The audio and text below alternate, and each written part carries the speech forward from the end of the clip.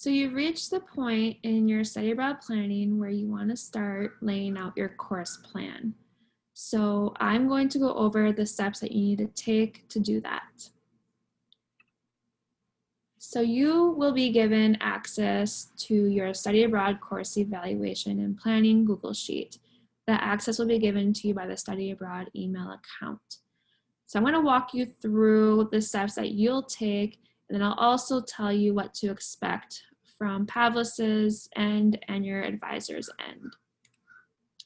So for this example, we're using Blizzard Husky, and he is a mechanical engineering student. He plans to go abroad spring 2021, and he's going abroad with Air National Studies Abroad to Christchurch, New Zealand, at the University of Canterbury.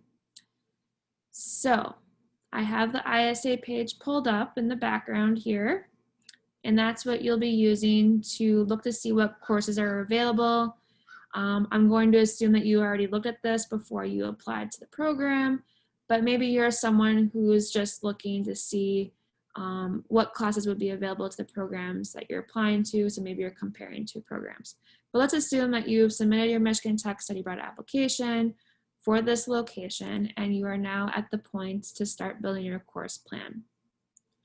So mechanical engineering students. So I know a popular class that our engineering students like to take at this particular university is a thermodynamics course. So I'll just do control find for that course. So let's say it's thermodynamics and chemical reaction. Ooh, sounds like a very exciting course, doesn't it? And of course, it's hidden there. So this is the page. You'll be able to get an idea of what the course description is. So there's some criteria here. It is in the area of study of chemical engineering, taught in English. Prereqs, so if there are prereqs listed, you'll have to reach out to ISA, for example, and find out what those are. Or you can research on that university's website to find out what those classes are, and then kind of do like a self-evaluation to figure out if you are meeting those prereqs. This is considered an upper level division course.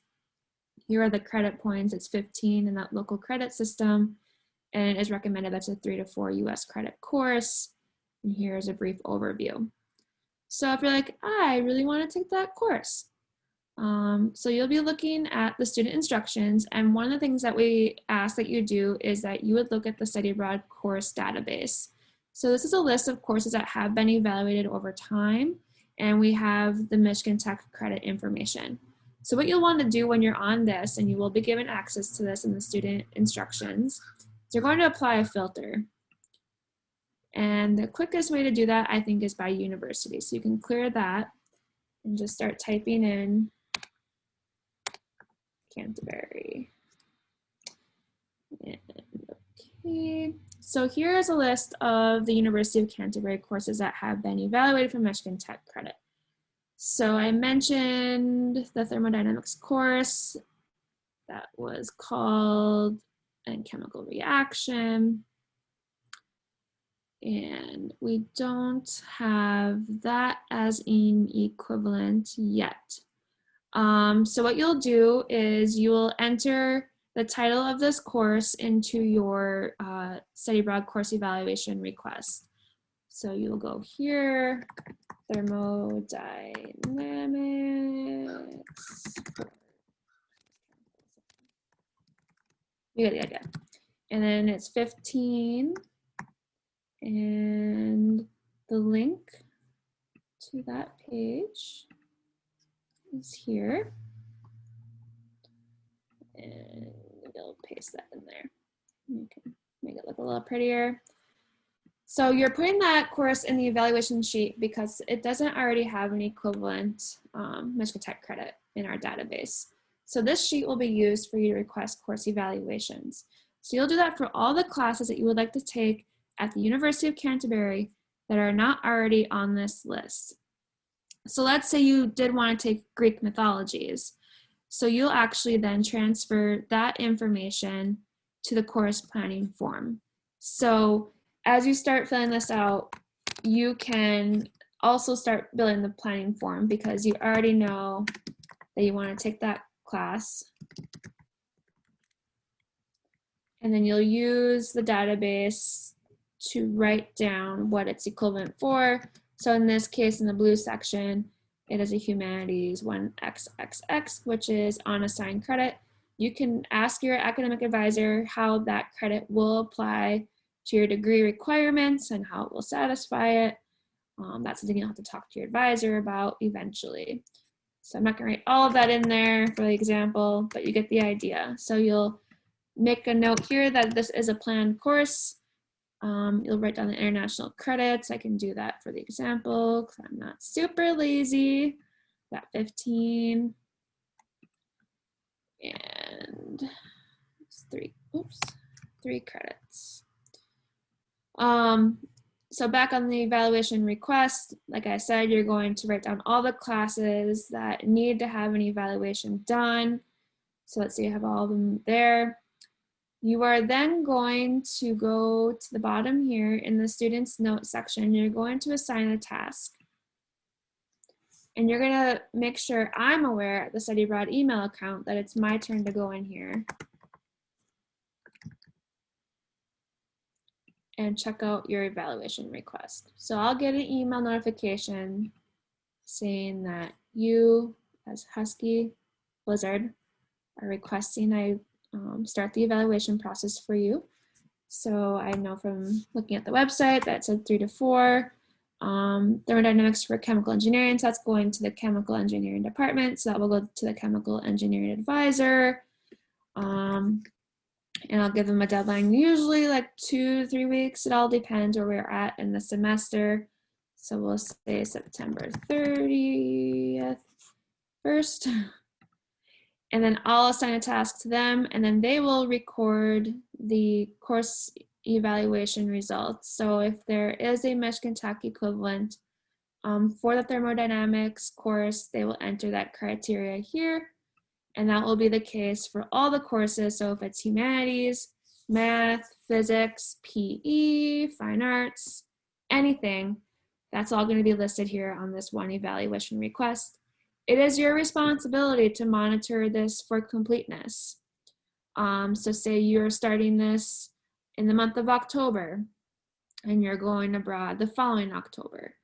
You have lots of time, right, to get this done. But if you are doing this in October and you want to go abroad in January, the following semester, needs to happen fast. So it's important that you do this as soon as you can. If you're finding that it's difficult to find classes, please reach out to me, studyabroad at mtu.edu, and I can assist you in finding classes. But hopefully, because you are applying to a program, you've already looked to see what classes are available. So if you're an engineering student who is wanting to take some engineering courses, don't apply to a program that just offers language and culture class. You'll want to find classes that make sense for you. So when you're choosing your program, you want to make sure that you have class options. So when this is all done on the evaluation, you'll then transfer all the equivalent information over to this. You will also fill out the information on the top here. And once you're done with that, we'll then request that your academic advisor review and approve this. If you're taking classes for your minor requirements, they too will need to sign off on this, and this will be an electronic signature. And it's good to have this done before you leave for your program, so you can confidently then enroll in the classes at that host university. You can also confidently register for the classes before you get there. So it's important that you have this done at least a few months before your program starts. One thing to note, if you get to your program and you don't like some of the classes that you are in and you want to sign up for another class, you will have to go through this evaluation process again. So you'll enter in the criteria for the class that you want to sign up for, and then we'll get that evaluated. So again, if there's any changes to your pre-approved schedule or plan, make sure you are letting us know that you want to request additional classes after you've arrived to your program. At the end of your program, I will receive your transcript from your host university, as well as from the program that you're going with. So in this example, ISA will send me your University of Canterbury transcript along with an ISA grade report, and that's what I will use to make sure that you pass the classes, and I will record that data here. So if you pass the class in that university's grading system, you will receive an exchange pass, which will be recorded here. If you unfortunately fail the course, you'll receive an EF. Remember that study abroad courses do not affect your GPA. So if you are concerned about maybe receiving a C, just know that it won't affect your GPA. And the same will be if you failed the course, it will not affect your GPA. So when I do receive a transcript, that information is recorded here, and then I share this entire workbook with the Michigan Tech Transfer Services Office over on the registrar, and they will update your degree audit with your study abroad course information. As a reminder, the instructions for you, the student, are linked here with detailed steps. But if you do have some questions or need some clarifications on things, please contact me. I'm here to help you.